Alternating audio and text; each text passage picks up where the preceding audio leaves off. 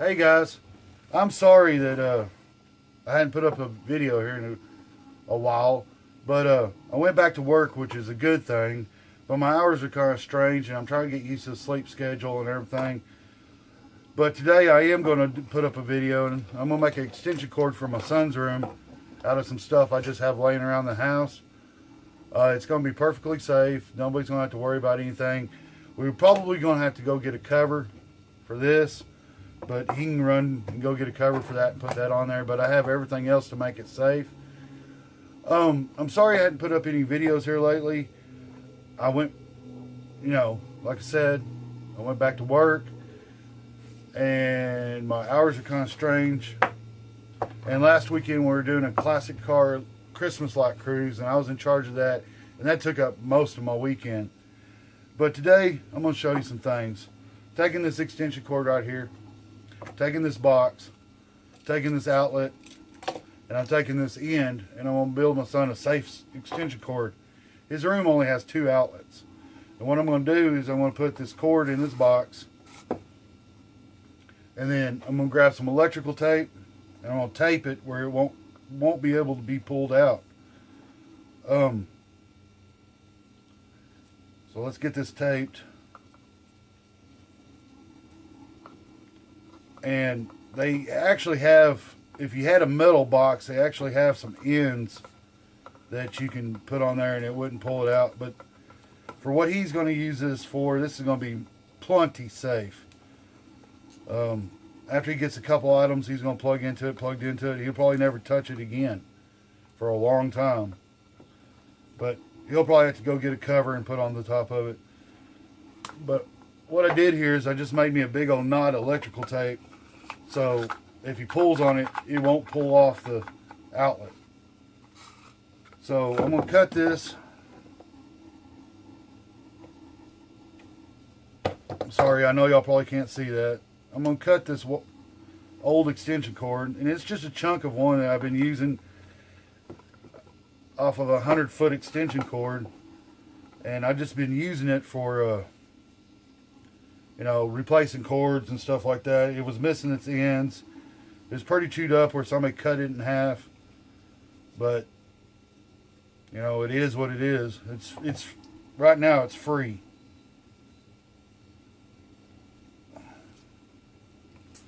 Need a sharper knife, I really do. Okay, there we go. So what I'm doing here is just pulling everything back, cutting off all the stuff that I don't need. So you got a green, a white, and a black wire.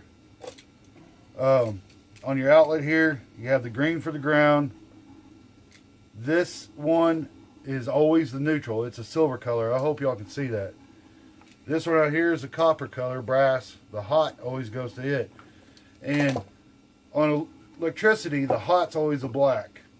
The white's always the neutral. And the green's always ground. It's different than a DC system. So what I'm going to do is I'm going to strip these wires pretty well back to give me enough.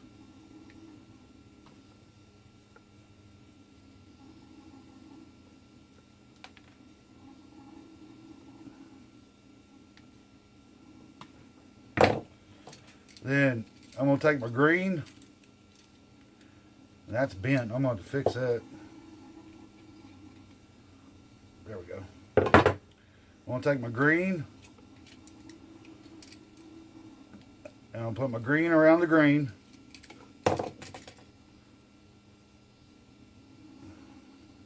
And this is kind of a cool way to do this too, because you can have 2 things plugged into your extension cord now. So when he decides that he wants to stop using it, I can use it out in my shop. Gotta get the right end of the screwdriver. Sorry guys.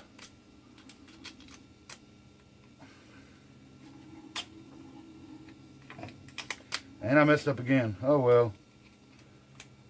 We're all learning here. It's nothing but a thing.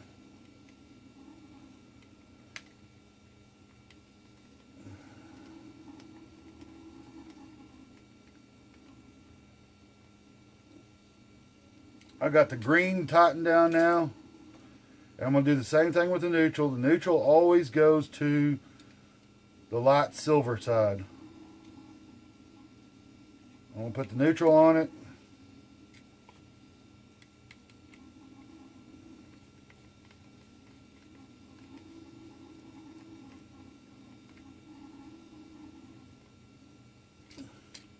Make sure I got a good tight connection because I don't want no fires. And then I'm going to put the hot side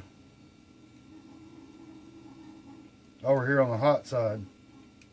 The neat thing about an outlet is they're designed that you only have to hook up one wire per side because they got a tab in there that'll make both the top and bottom hot. Now if you wanted the top hot all the time and you wanted the bottom one switched, you can pull out a chunk of this tab and cut it, and it will, you can hook up 2 sets of wires and you won't have a short.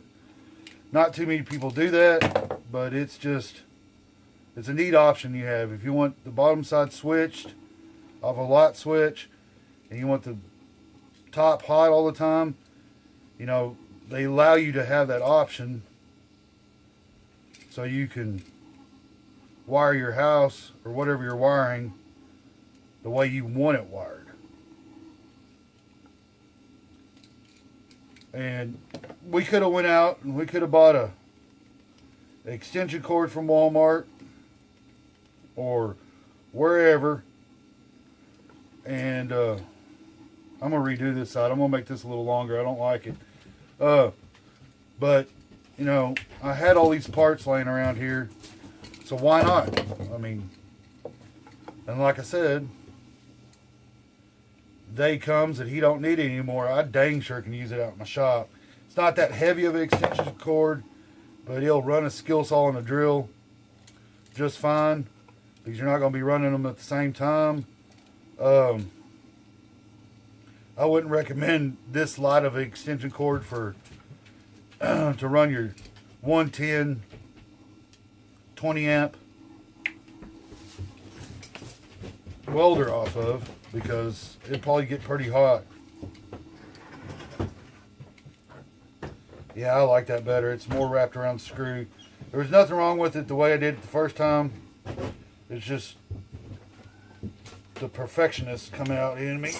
I want stuff right. Make sure it's tight. Make sure you don't have any strayed wires in here. And then what we're going to do is we're going to slide it down in this box. And I might have a cover in the house, I might not, I don't know. But, you know, they're 58 cents. If he wants a cover, he can go get a cover. Then I'm screwing it into the box, which takes a minute.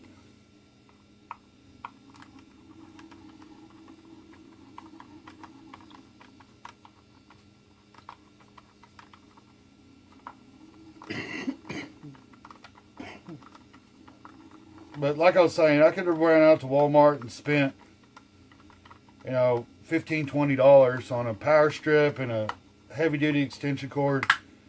But in my opinion, this limits how much can actually be plugged in. And I don't know what else is running off that circuit in my house. And he's just going to charge a cell phone. Maybe, you know, a tablet off of this. This is just a little cord to go underneath his bed. Just because he has to reach clear across his room to charge his phone. And I didn't realize there was only 2 outlets in that room when I bought the house, or I would have tore out sheetrock and put extra outlets in or did what I had to do. And that's what that looks like. Now, it's a dirty old outlet, but it was free. And I already had it. I already had this box. Somebody paid 49 cents for it many years ago, but I acquired it somehow.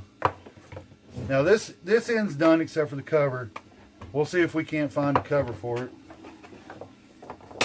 And then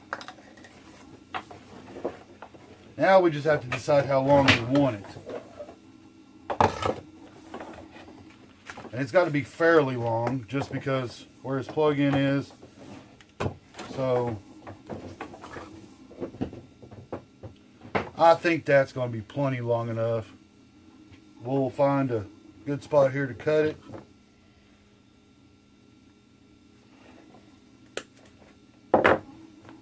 And then I have this much left of that still free extension cord to repair power cords or whatever else I need to do, or maybe even make just a real short extension cord.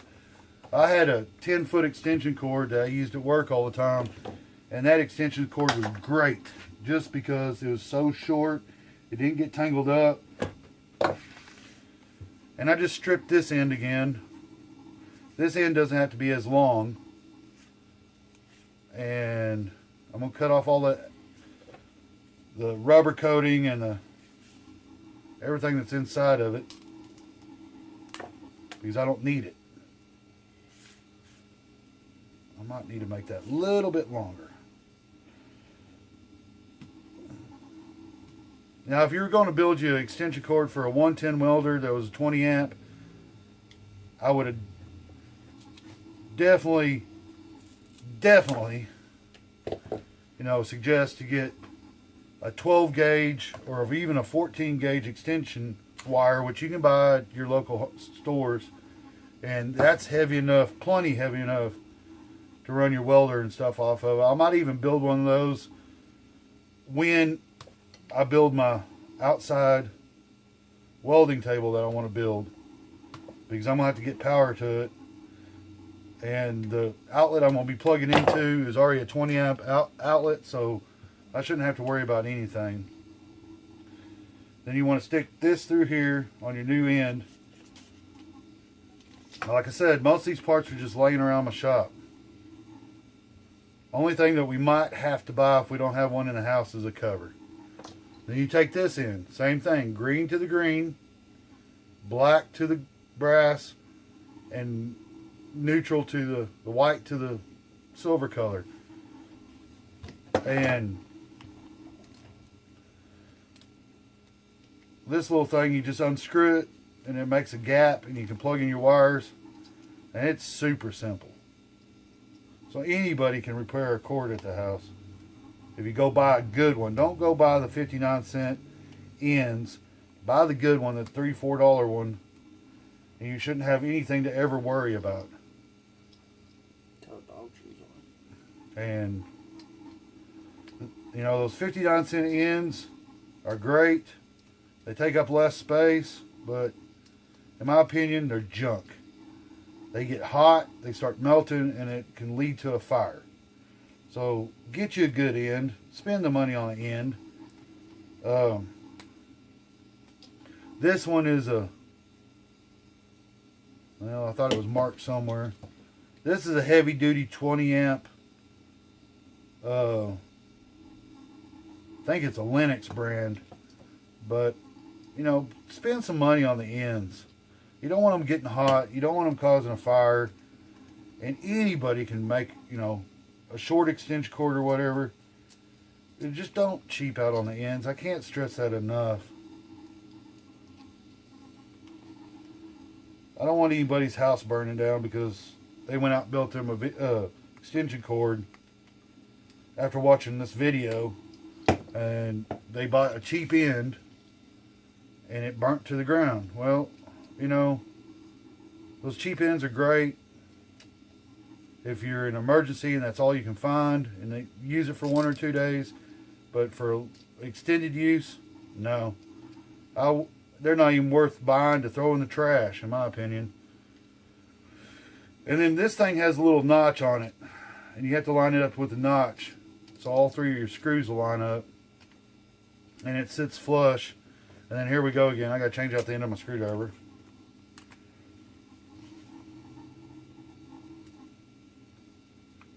And you just twist this tight.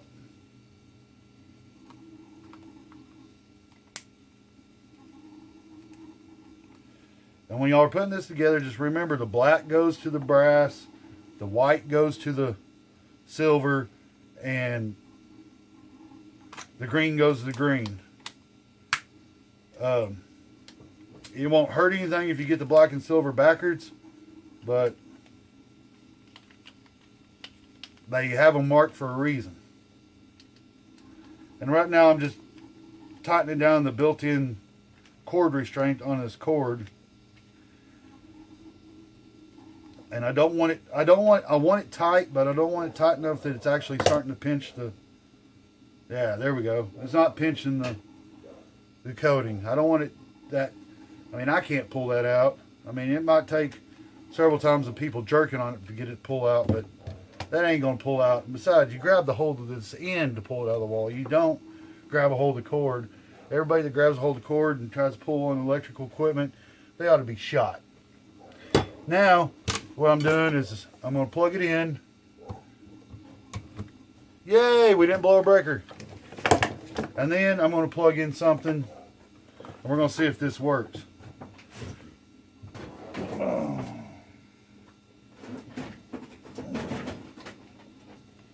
Let's plug in this old vibrating cutter.